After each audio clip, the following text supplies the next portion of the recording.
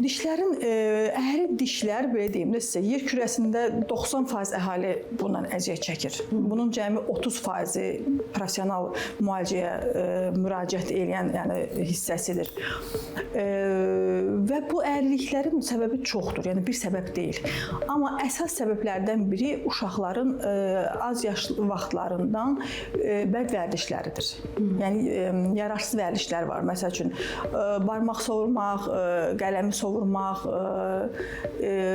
əmzikdən uzun müddət istifadə olunması, baxsın uşağın 5-6 yaşı var, hələ də əmzikdən istifadə edir. Bunlar diş əyriyinə səbəb olur. Bəli, bunlar həm diş əyriyinə, həm də çənə dişləmin problemlərinə gəlib çıxarda bilir.